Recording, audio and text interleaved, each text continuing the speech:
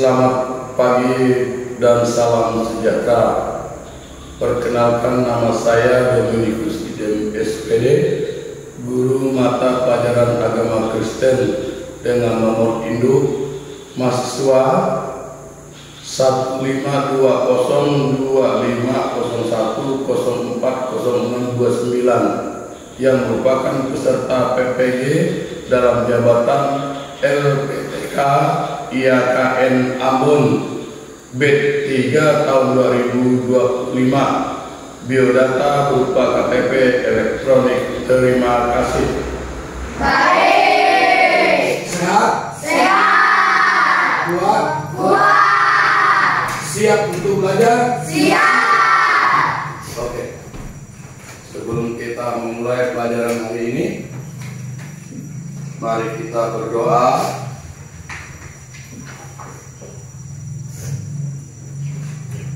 Menurut ajaran agama kita, ya, sikap berdoa, lipat tangan yang manis, tunduk kepala, tutup mata, mari berdoa. Di dalam nama Putra Yesus Kristus kami berdoa dan bersyukur. Amin. Ibadah. Semangat. Ibadah sejati. Semangat. Semangat. Semangat. Oke, terima kasih. Tepuk tangan. Masih ingat ajaran ini kemarin? Masih ingat. Semoga ya. Ya. Kalau masih ingat, Pak Guru mau bertanya nih. Apa impianmu tentang menjadi orang besar atau orang sukses di masa depan? Ada yang bisa menjawab? Saya, Pak. Ya, silakan. Saya akan membantu orang yang membutuhkan pertolongan dan mengembalikan persepuluhan kepada Tuhan melalui gereja. Oke, tepuk tangan. Iya. Pertanyaan romantik yang kedua. Pernahkah kamu merasa senang setelah membantu seseorang? Saya, Pak. Iya. Pernah. Alasannya manusia di hadapan Allah sama derajatnya. Jika kita mengasihi Tuhan, wajib mengasihi sama manusia. Iya. Tepuk tangan. Karena kita, martabat kita sama di hadapan Tuhan. Ini kita mau belajar di pembelajaran 8, yaitu ibadah yang sejati. Nah, dalam ibadah sejati ini ada seorang keluarga, sebuah keluarga nanti akan berbicara langsung dengan Tuhan Yesus, meminta supaya dua anaknya itu ketika di kerajaan Allah nanti di surga, yang satu ditempatkan di kanan Tuhan Yesus, duduknya di istana kerajaan surga, yang satunya di sebelah kiri. Tetapi Tuhan Yesus tidak berani memutuskan mengeksekusi pertanyaan seorang ibu tadi. Nah, yang memutuskannya Yesus jawab tadi apa? Bapakku. Itu yang menentukan apakah anak ibu itu berada di sebelah kiriku atau di sebelah kananku. Nah, yang memutuskannya adalah Bapakku. Siapa Bapak Tuhan Yesus? Bapak kita? Yaitu Tuhan. Nah, dengarkan video ini nanti.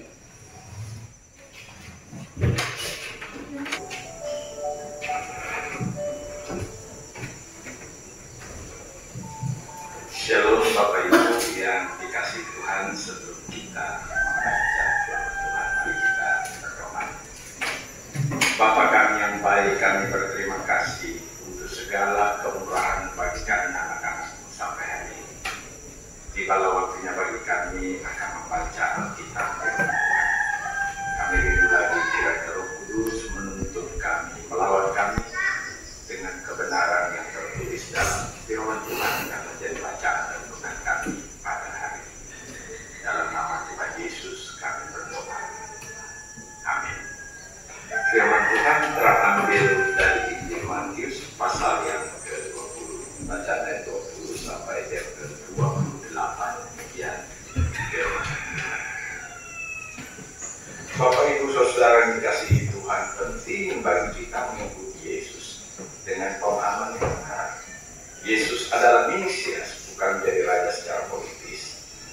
Ia adalah Mesias, kan? Ia yang diurapi. Ia yang datang untuk menyelamatkan kita, manusia berdosa, dari murka Tuhan. Oleh karena itu, betapa pentingnya bagi kita sebagai jemaat mengikuti pembinaan di gereja, mengikuti kelas katekisasi dengan teguh, dan sebagainya, supaya kita terus diteguhkan sebagai jemaat dan pemahaman yang baik dan benar tentang Kristus Tuhan dan Juru Selamat kita.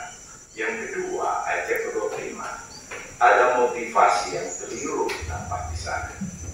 Semua mama pasti merindukan anak-anak sukses dan berhasil, seperti ibu anak-anak Zebedeus yang datang kepada Yesus meminta kedudukan terhormat bagi anak-anaknya. Jadi Tuhan yang memerintah, berkuasa, dan lain sebagainya. Marilah kita layani dengan tulus melalui gereja kita, gereja Kristus Ketapang, sampai akhir dari hidup kita, dan biarlah dalam hidup kita yang sementara nama Tuhan bermuliakan. Amin.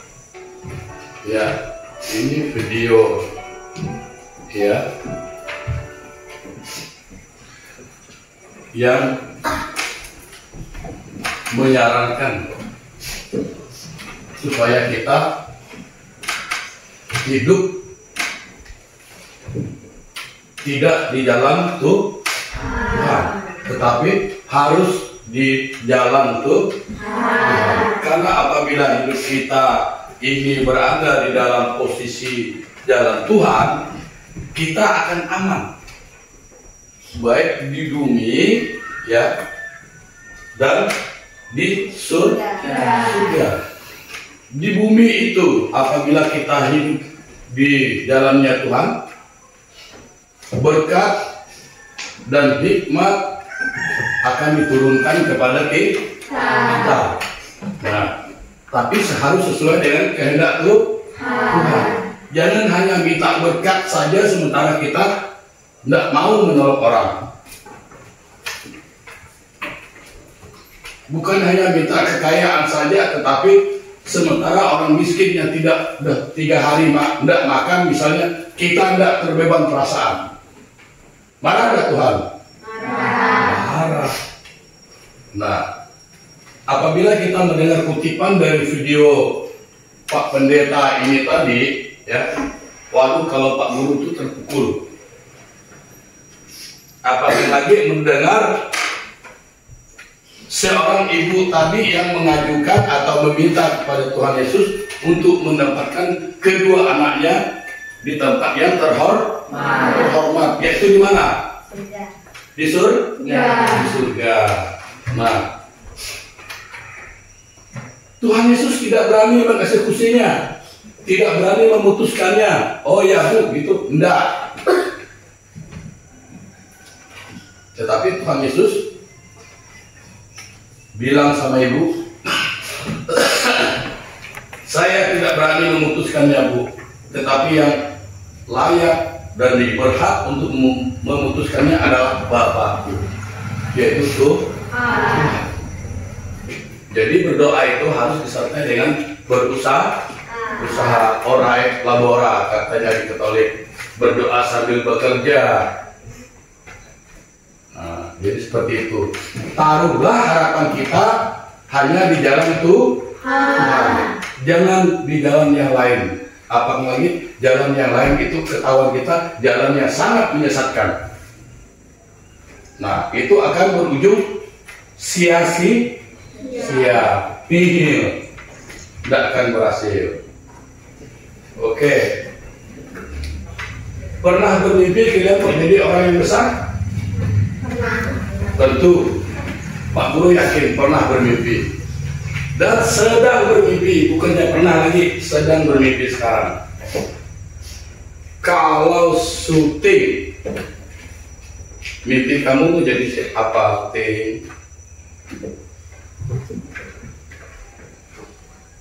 Perawat, bidan,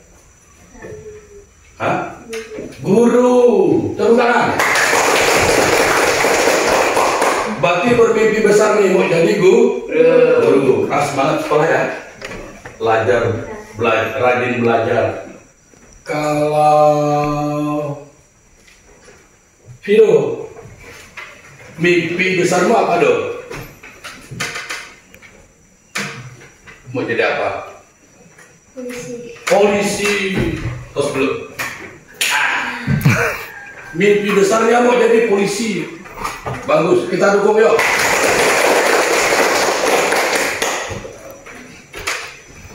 Belajar yang rajin serta berusaha ya.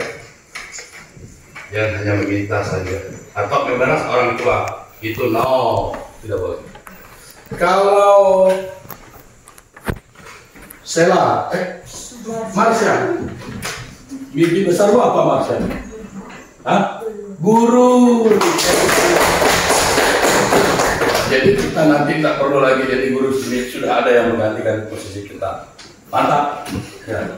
Kalau Deborah Mingming, dokter, waduh,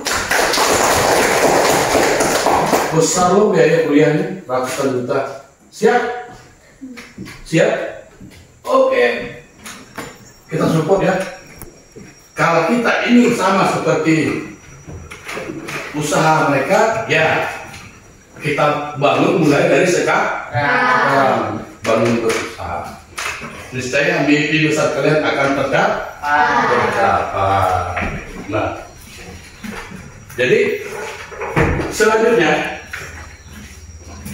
karena kita sudah termotivasi oleh video pembelajaran tadi yang disampaikan oleh seorang pendeta, nah kembali Pak Guru mengingatkan, ya, berulang-ulang.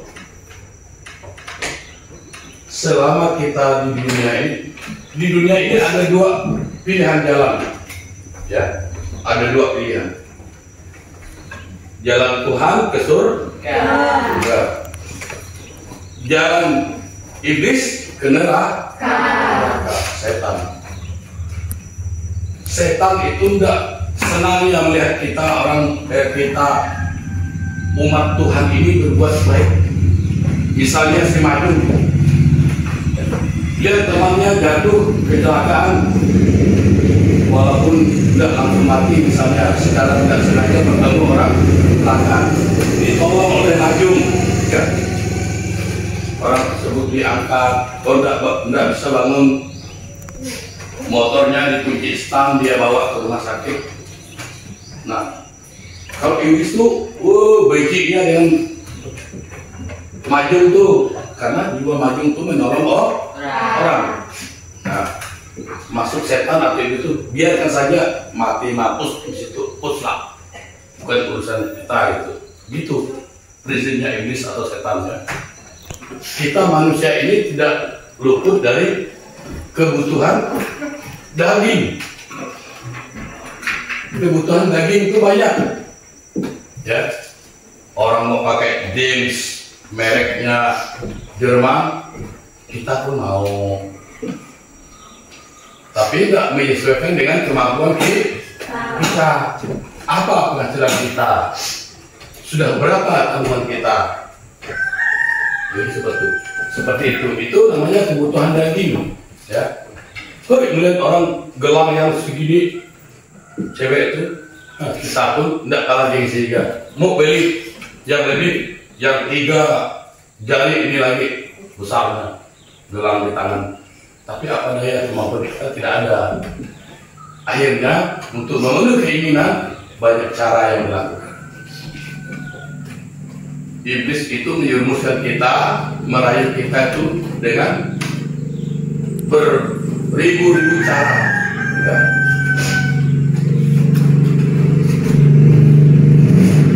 Jadi waspada itu. Keinginan kita boleh kita beri keinginan, tetapi disesuaikan dengan kemampuan kita. Nah, kalau kemampuan kita tidak mampu, jangan dipaksa. Oke. Terima apa adanya saja. Itulah karunia yang dikasih Tuhan kepada kita, jangan memaksa. Nah, berdoa juga seperti yang di awal tadi Pak Guru sampaikan, jangan hanya berdoa meminta saja, sementara kita tidak berbuat.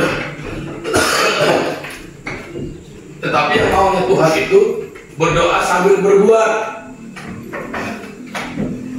Bagaimana orang berusaha itu panen sawitnya sampai bertonton? Apa prosesnya?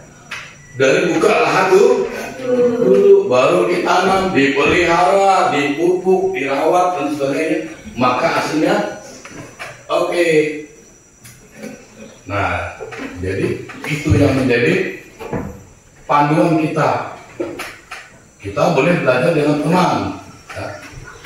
Teman yang baik, teman yang membangun, tetapi jangan berteman dengan teman yang ingin menjerumuskan kita. Nah, tidak kalah pentingnya nasihat orang tua itu harus kita dengar, ya, harus didengar. Apalagi lagi seorang ibu itu kalau sudah marah dengan kita, tidak bisa diampuni, ya, tidak bisa diampuni. Contoh dari cerita rakyat itu Siman Kundang dikutuk jadi batu, dan kundangnya dengan kapalnya, dengan para nakoda awak kapalnya jadi batu. Nah, walaupun cerita rakyat benar atau tidak itu, tapi yang namanya dikutuk oleh seorang ibu tidak bisa diampuni. Karena apa? Karena selagi kita hidup di dunia ini, selagi ada orang tua kita, orang tua itulah yang menjadi Tuhan yang hidup di dunia, Tuhan yang nyata, yang nampak kita lihat. Tetapi yang sesungguhnya Tuhan yang di atas tidak pernah lihat. Tetapi dalam firman Tuhan akan dikatakan, percayalah kepada yang tidak pernah kamu lihat. Nah, jadi seperti itu. Karena Pak Guru yakin semuanya kalian ini masih sedang berjuang untuk meraih mimpi yang besar. Nah, tempatkan Tuhan di depan kalian. Tuhan, aku mau sekolah, turun. Dah ada Tuhan di depan kalian. Lewat pulang misalnya mau nyebrang dari kiri ke kanan, berhenti toto mutar ya. Siapa yang gitu? Tuhan yang ada di depan. Nah, ya, setelah mendengar video serta ulasan atau uraian yang ditambahkan oleh Pak Guru, jadi dari sekarang marilah kita membangun sebuah keaktifan kita untuk beribadah. Karena dalam ibadah itu cara kita untuk mendekatkan diri kepada Tuhan. Ya. Ibadah itu bukan hanya di gereja. Siapa yang tahu di mana lagi kita beribadah? Di rumah. Di rumah. Di mana lagi? Sekolah. Di sekolah. Di mana lagi? Hah? Di pondok ya.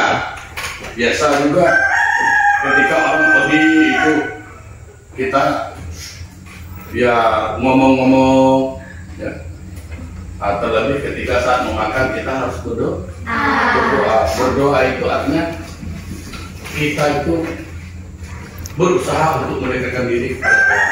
Nah, perlu Pak Guru lengkapi ya, beribadah itu bukan hanya di gereja saja. Ibadah itu banyak jenisnya. Ibadah di gereja itu ibadah umum namanya. Terus ada ibadah konseling, ada ibadah rumah tangga, ada ibadah ibu-ibu, ada ibadah kaum bapak-bapak, ada ibadah kaum pemuda remaja, dan ada juga ibadah sekolah minggu. Banyak ya ibadah itu. Nah, jadi tinggal kita pilih sesuai dengan kondisi kita. Misalnya kalian ini Pak Guru yakin sudah memasuki, kalau memang ada kegiatan pemuda remaja di sini yang berhubungan dengan kerohanian, nah kalian boleh bergabung. Nah, misalnya mau melakukan ibadah pemuda remaja, minggu malamnya misalnya di rumah ini, minggu berikutnya di rumah ini. Nah, jadi seperti itu. Nah, Jadi hanya beribadah itu bukan hanya di gereja saja. Saat makan saja, saat bangun tidur, kita itu berdoa. Berdoa itu sudah menunjukkan kita bahwa kita sudah beribadah, mendekatkan diri dengan Tuhan. Nah, cara beribadah dengan cara kita mendekatkan diri dengan Tuhan itu tidak butuh biaya, ya. Ada handphone yang mereknya surga, ya. Handphone itu tidak butuh baterai, tidak butuh sinyal, tidak butuh koneksi internet. Pegang itu langsung kita ngomong, Tuhan, aku bersyukur dari tadi malam sampai pagi ini kau bangunkan saya dengan tubuh yang sehat. Makasih ya. Kirim emojinya. Jadi seperti itu. Tidak butuh baterai. Tidak ada tombol on off-nya. Online terus ya, sudah ada internet, ya. Nah, artinya apa? Kita berhubungan dengan Tuhan itu tidak ada batasnya. Mau jam, saya mau menyusun jadwal doa saya. Bangun pagi berdoa, mau makan berdoa, mau tidur berdoa, mau makan sore berdoa, mau tidur berdoa. Apakah cukup? 7 kali dalam satu hari 24 jam itu kita berdoa. Cukup nggak? Hah? Cukup ya? Tuhan itu tidak membatas penerimaan kamu ngomong, ya. Kalau kita ngomong Tuhan itu melalui apa? Doa. Jadi Tuhan itu tidak membatas doa untuk kita. Di mana saja kita berada bisa berdoa. Tapi jangan berdoa sambil ngolok di WC ini. Tuhan, apa saya agak kebiting ini? Itu mah ngolok. Ya. Jadi doa yang benar kan yang salah tuh? Salah. Nah, kalian sudah bisa memverifikasi doa-doa.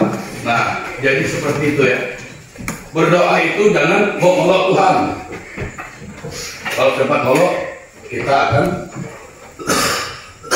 kena sanksinya. Kemarin kita belajar norma agama. Nah, jadi itu. Wah, yang melanggar norma agama, siapa yang memberi sanksi? Yaitu Tuhan. Oke, mungkin hanya itu saja pertemuan kita untuk hari ini. Ya. Mudah-mudahan di pertemuan yang berikutnya lebih kita memahami tentang kebutuhan kita berhubungan dengan Tuhan itu lebih dekat lagi. Nah, jadi untuk sekarang karena kita sudah mengakhiri materi yang untuk hari ini, Pak Guru ucapkan sekian dan terima kasih atas pelajaran kita hari ini. Sebelum kita berpisah di ruangan ini, Pak Guru mau bertanya lagi.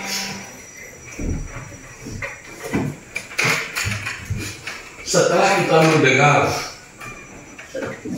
video dari Bapak Pendeta tadi dan uraian dari Bapak sebagai guru kalian, Pak Guru mau bertanya ya.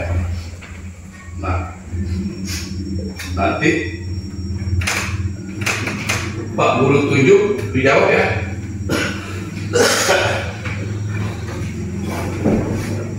Setelah mendengar uraian melalui video dan melalui gurumu, apa yang kamu lakukan kalau temamu butuh bantuan? Masa? Apa yang kamu lakukan ketika teman kamu butuh bantuan? Ditolong, tepuk tangan.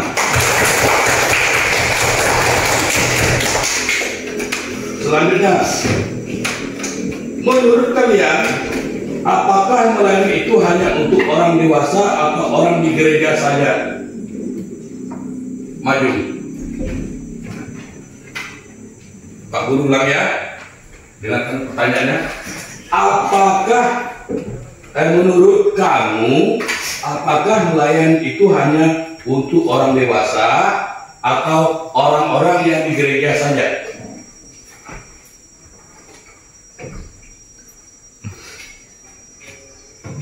Ya atau tidak? Ya. Hah? Siapa yang bisa melengkapinya? Ya. Gini, alasannya? Alasannya mungkin bisa mendukung pertanyaan kamu bahwa kamu mengatakan tidak. Alasannya?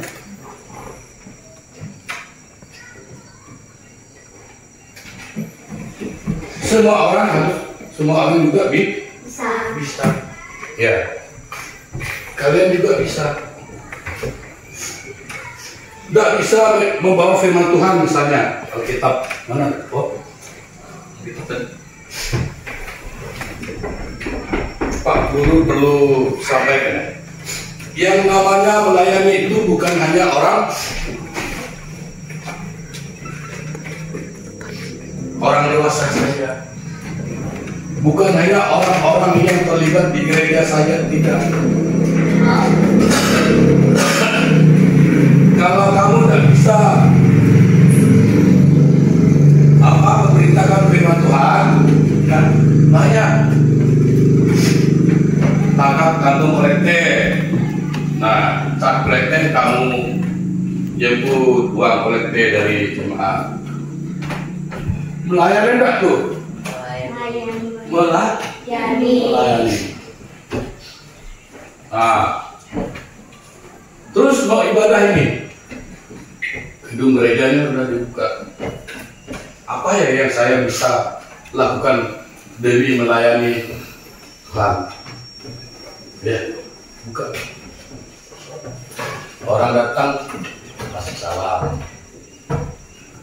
Jadi status kita itu sebagai penerima tamu. Melayani enggak tuh? Melayani. Shalom. Shalom Bu. Selamat beribadah ya. Cukup. Banyak cara kita melayani Tuhan itu tanpa duit, tanpa uang. Cukup datang ke gereja atau di rumah ibadah. Shalom. Silakan masuk bergabung ibadah. Ya. Itu juga kita sudah melayani Tuhan. Nah, jadi kalau mau melayani Tuhan, jangan berpikir harus saya ini anggota gereja, tidak perlu berpikir begitu. Terus saya ini masih anak-anak, harus orang dewasa, bukan hanya untuk orang dewasa saja, tetapi dari kerohanian kita dibangun dari masa anak-anak, muda dan remaja. Yesus bilang itu apa? Biarkan anak-anak itu datang padaku, karena mereka lah yang mempunyai kerajaan surga. Tepuk tangan. Ya. Dan terakhirnya kegiatan kita hari ini, mari kita berdoa. Doa penutup. Lipat tangan manis, tunduk kepala, tutup mata, kita berdoa. Terima kasih Tuhan Yesus, Engkau sudah membimbing menyertai kami selama pembelajaran untuk hari ini, dari awal, pertengah, dan berakhirnya kegiatan proses belajar mengajar hari ini, yaitu yang menggali tentang kepribadian-Mu dan kepribadian Bapa. Untuk itu Tuhan, melalui pembelajaran hari ini, kami sudah mengetahui tahap-tahap apa yang harus kami lakukan demi mencapai tahta surga yang sudah Engkau siapkan pada kami. Begitu juga hamba mau berdoa kepada anak-anak didik hamba yang sekarang sedang bermimpi besar. Mari Tuhan, hamba menyerahkan ke dalam tangan-Mu. Engkau tuntun mereka dari masa pendidikan, belajar mereka sampai tercapai mimpi besar mereka, supaya nama-Mu dipermuliakan. Akhir kegiatan ini kami mesrakan dan kami titip dalam tangan putra Yesus Kristus. Kami berdoa dan bersyukur. Amin.